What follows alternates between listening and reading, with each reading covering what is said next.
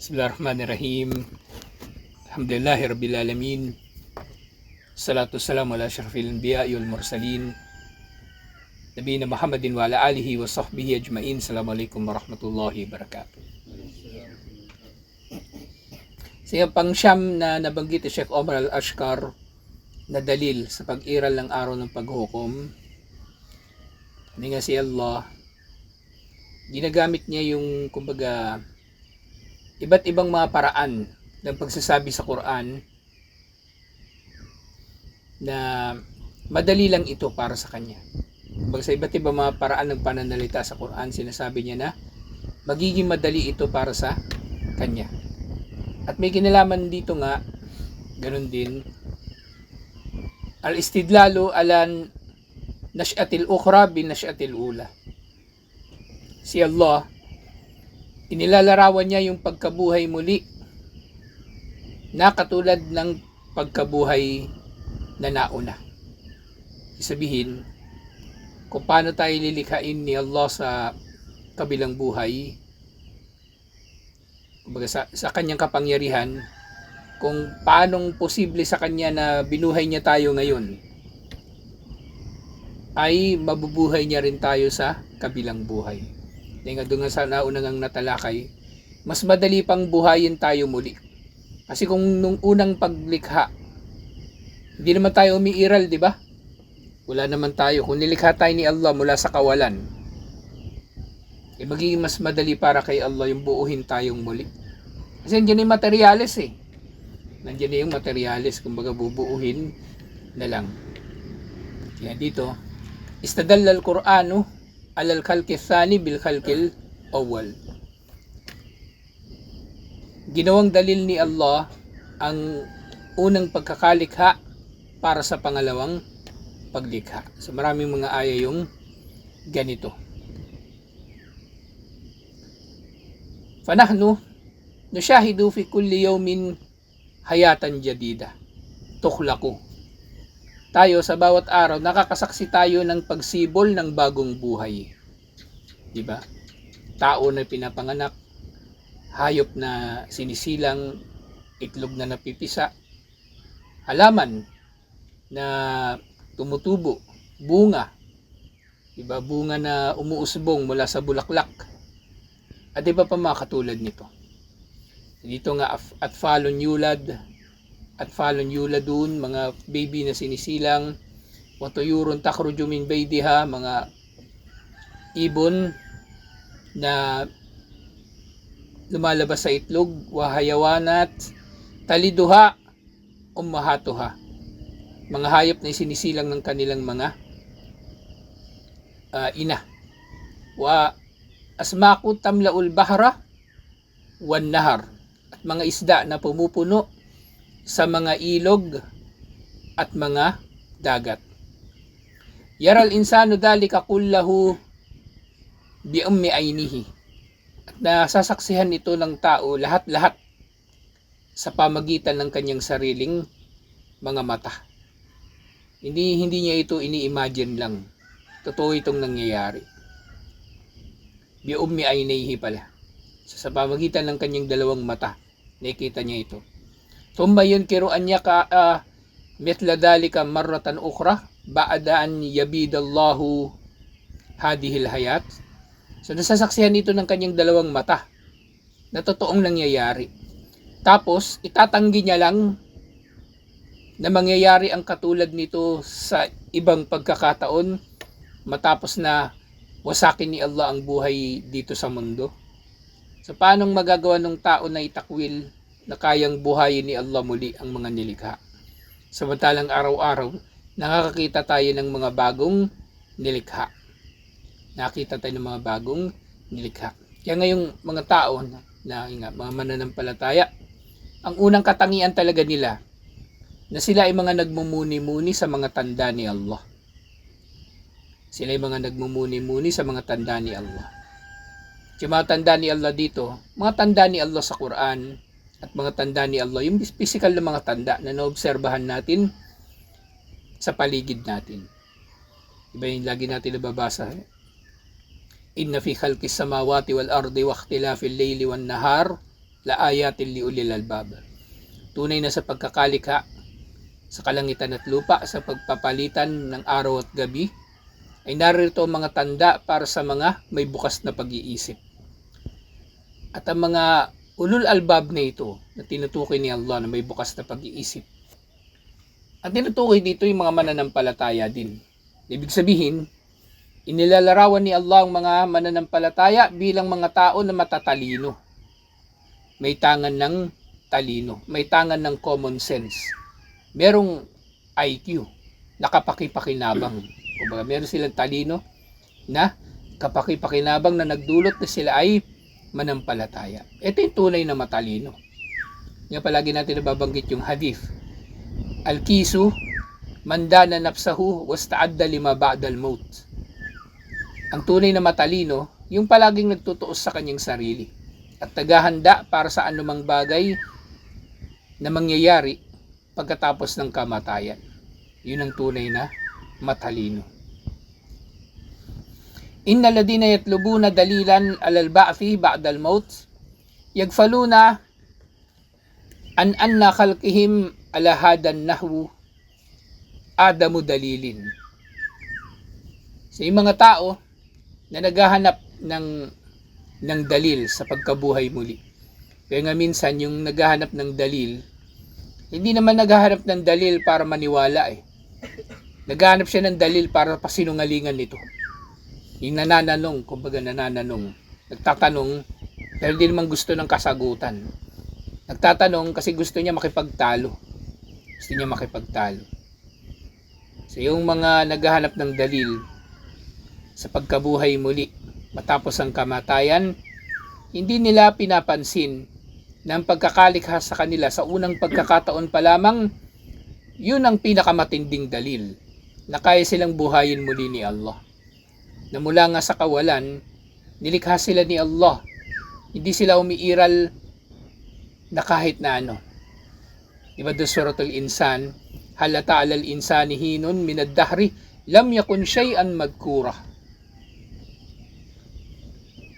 Hindi ba dumating sa tao ang isang panahon sa kanilang buhay o kanilang pag-iral o ano pa, kumbaga panahon na hindi sila anumang bagay na binabanggit.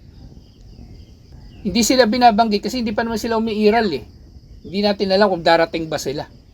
Yung baby, di ba, na pag-uusapan ng magulang, yung baby na nasa sinapupunan. At maring alam nila lalaki ba yun o babae. Pero hindi nila alam kung masisilang ba yun, buhay ba yun kapag sinilang, o hanggang kailan siya mabubuhay. Pero si Allah, alam niya lahat yun kasi siya naman ang nagdulot na mangyari yun eh. Nilikha ni Allah yung mga tao mula sa kawalan. So paano magiging mahirap para kay Allah na buuhin lang siyang muli? Magiging mas madali lang. Magiging mas madali para kay Allah. Hindi nga si Allah na siyang lumikha sa tao mula sa unang pagkakalikha pa lamang. Falkadiru ala khalqihim. Siya ang merong kompletong kakayanan, kapangyarihan sa paglikha sa kanila. Qadirun ala i'adati khalqihim. Ang siyang merong kakayanan o kapangyarihan na likhain sila sa unang paglikha, ay meron ding kapangyarihan na ibalik silang muli. Ibalik ang pagkakalikha sa kanila. Makadaktar al-Qur'anu min al-istidlali ala an-nash'atil ukhra bin nash'atil ula. Sa maraming binabanggit sa Quran na mga batayan na ang pangalawang pagkakalikha, yung pagkabuhay muli, ay maihahalin tulad sa unang paglikha. O ang dalil nito ay ang mismong unang pagkakalikha.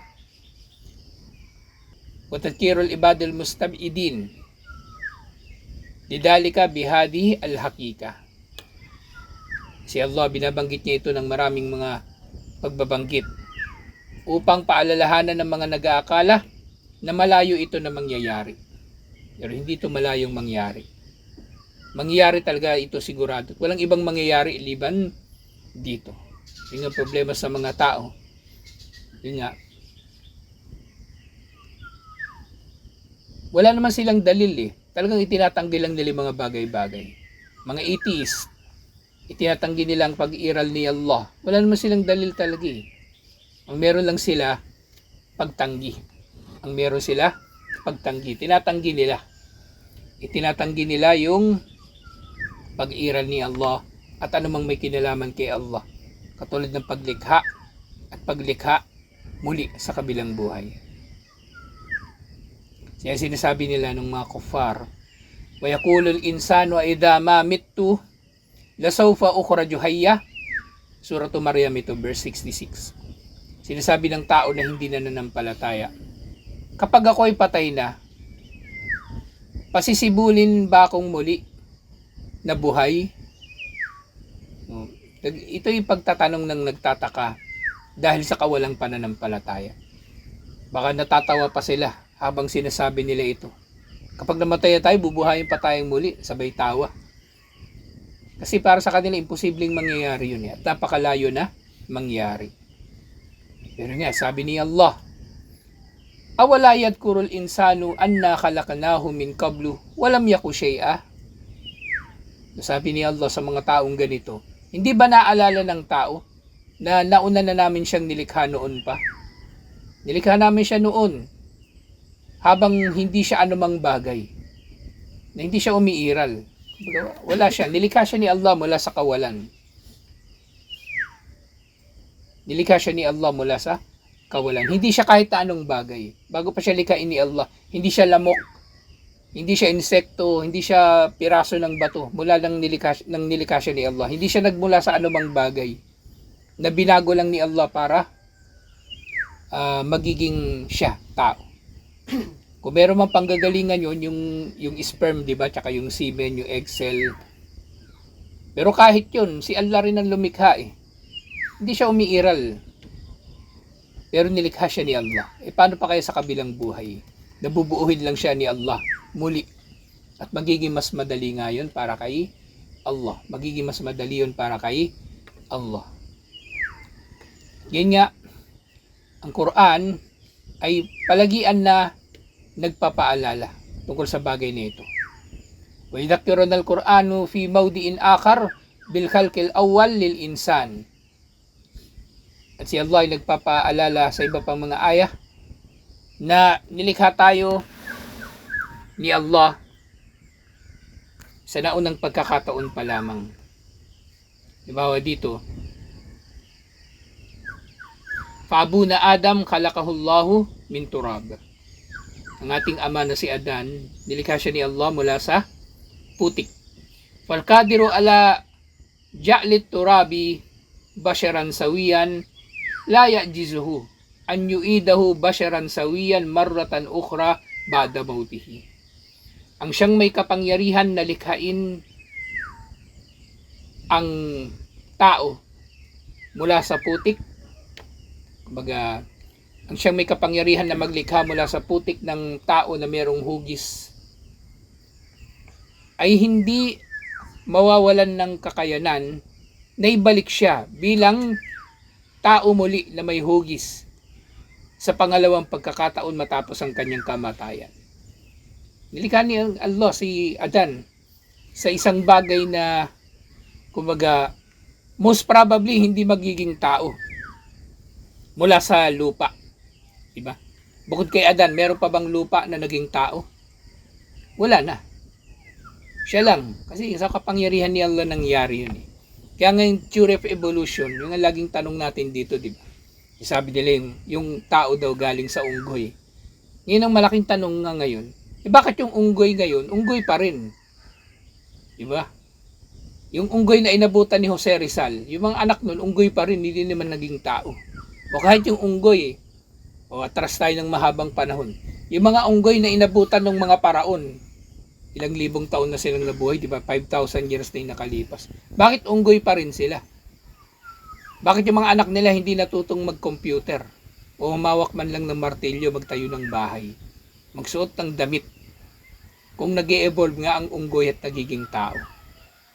So, nasan yung mga unggoy na nagiging tao? Kasi kung nangyari yan noon, at naging tao daw, di ba? Kung i-connect man natin yung theory of evolution sa pagkakalikha kay Adan, sabihin natin kauna-unahang tao, si Adan pa rin sa theory of evolution.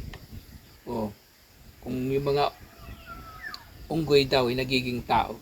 Dapat nagpapatuloy yung proseso na ito. May mga unggoy nagpapatuloy na nagiging tao. Lalo na ngayon may mga unggoy na nakatira sa bahay ng tao. Kasi di ba may mga tao, may mga alagang unggoy yung iba. Di ba? Bakit itong mga unggoy na ito, nang humarap sa computer, umupo sa bisikleta, meron siguro unggoy na nagbibisikleta. Sabihin na natin unggoy na nagbomotor. Pero may kung totoo yung evolution, ang mga rider ng JNT ngayon, unggoy na naging tao. Kasi mas magaling mag-deliver yun eh. Kasi pagbaba niya sa motor, yung bahay na 4 na palapag, ayaw bumaba nung buyer, COD. Akyatin niya na lang yun, no? Yung binta-bintana doon, gaganon-ganon. Bibiyabiyabit yun. Tapos kakatok yun. Shopee. Kakatok yun doon sa bintana. Oh. Hindi totoo yung theory of evolution. Si Adan lang ang tao na nagmula sa putik. Pero walang tao na nagmula sa unggoy. Yun yung sigurado. وَيَذَكِّرُ أَيْضًا بِخَلْقِنَا نَحْنُ وَذُرِّيَّةَ آدَمَ فَإِنَّهُ خَلَقْنَا مِنْ سَلَالَةٍ مِنْ مَاءٍ مَهِينٍ. Din pinaalala ni Allah. Di ba si Adan, nilikha talaga siya mula sa putik. Pero pinapaalala din ni Allah kung paanong tayo at ang iba pang mga inapo ni Adan ay nilikha ni Allah mula sa likido na walang saysay, walang halaga. Walang halaga na likido. At yun nga yung sperm na nanggagaling sa lalaki at egg cell na nanggagaling sa babae. Yung maun mahin, yung tinutukoy dito yung semen, di ba, ng lalaki at babae, o sperm ng lalaki at egg cell ng babae. Literally, ang kahulugan ng maun mahin, tubig na mahina. Ang galing, no, magkasintunog.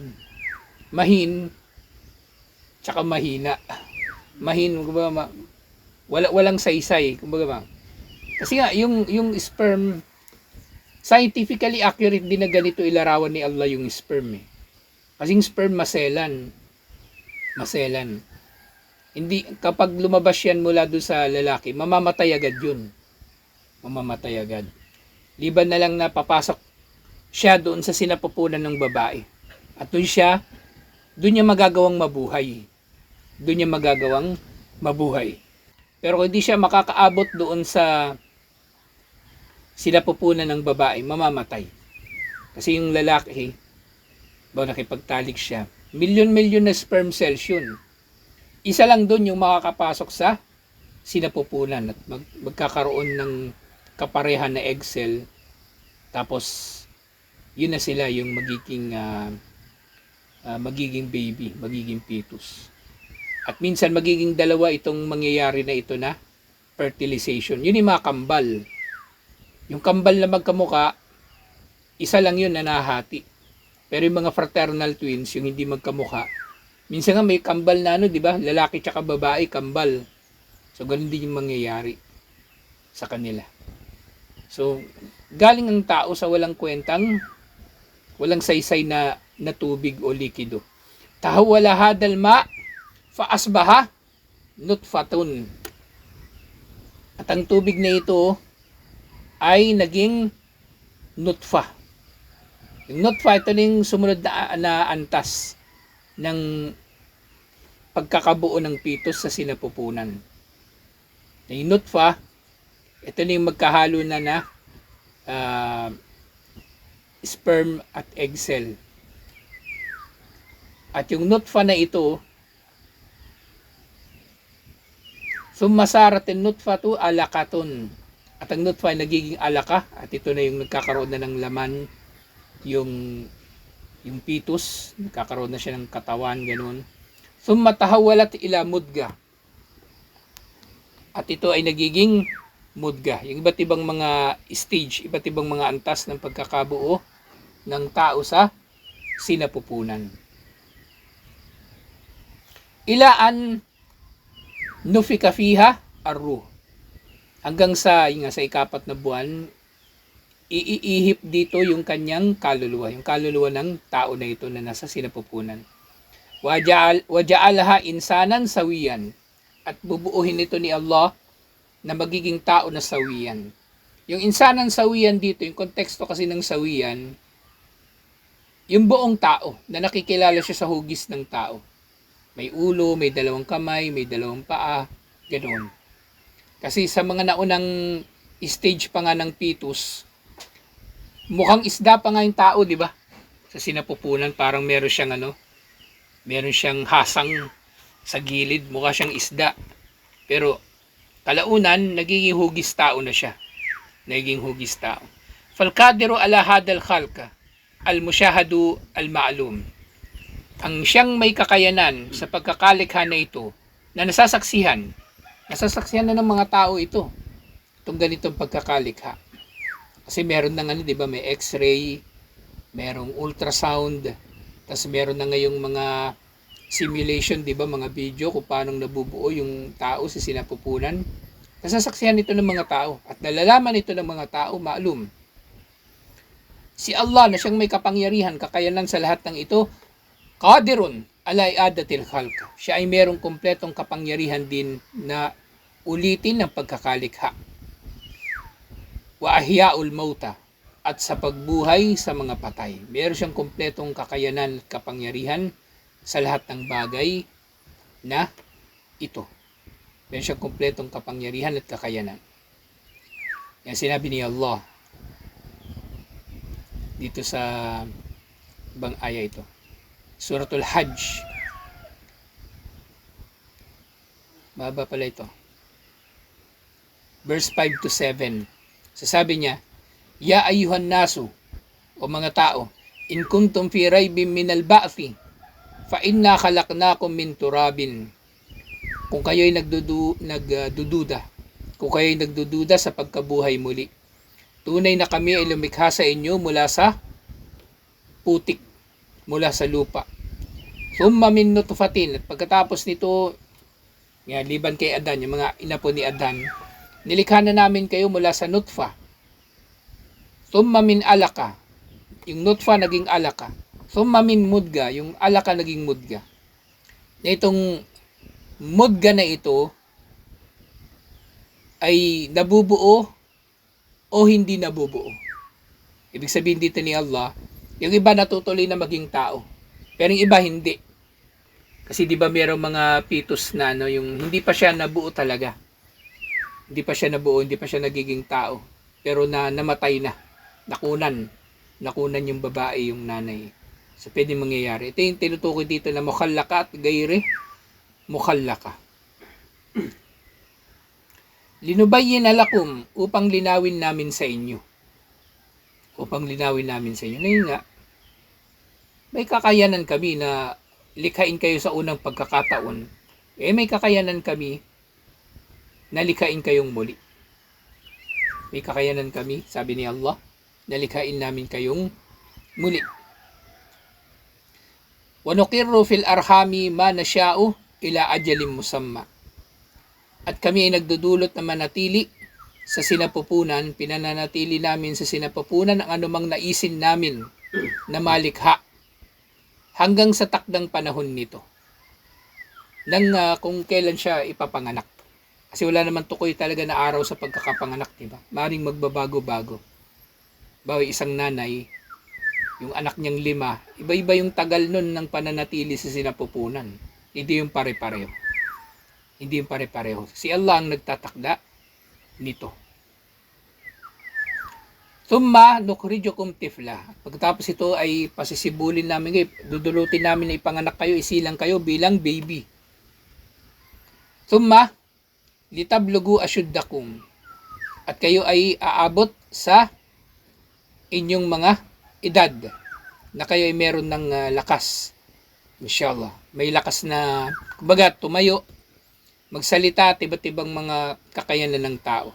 Dinulot ni Allah yun sa tao. Wa minkum may yutawaffa. Meron sa inyong mamamatay ng maaga. Hindi natatanda, kumbaga, mamamatay ng bata pa. Wa minkum may yuraddu ila ardal umuri. At meron naman sa inyo na magbabalik sa matandang edad. Yung ardalil umuri, edad na matanda na mahina na siya. Mahina yung kanyang katawan, mahina yung kanyang pag-iisip, mahina yung kanyang pandinig, mahina yung kanyang paningin. So may ilan aabot sa ganung katanda. So kumbaga pinakita ni Allah yung dalawang magkaiba. Namatay ng bata at mamamatay ng matanda. Yung mamamatay na siya ay matanda, abutan siya ng sobrang tanda na likay la ya'lama min ba'di ilmin shay'a. Sa sobrang tanda niya, wala na siyang nalalaman sa mga bagay na dati niyang nalaman. Nagiulyanin na siya. Diba yung tao sa sobrang ulyanin, hindi na niya alam saan siya umiihi eh.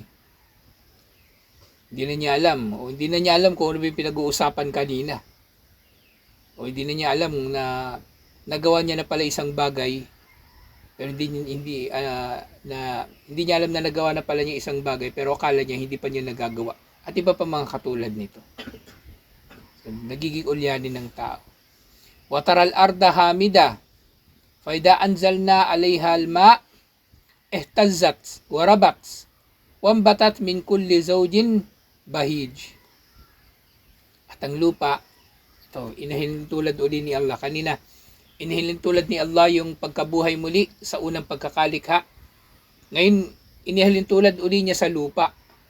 Katulad ng mga nauna na nating nabanggit. Na palaging inihalin tulad ni Allah yung pagkabuhay muli sa kabilang buhay, sa pagsibol muli ng halaman. Na makikita raw natin ang lupa na tigang.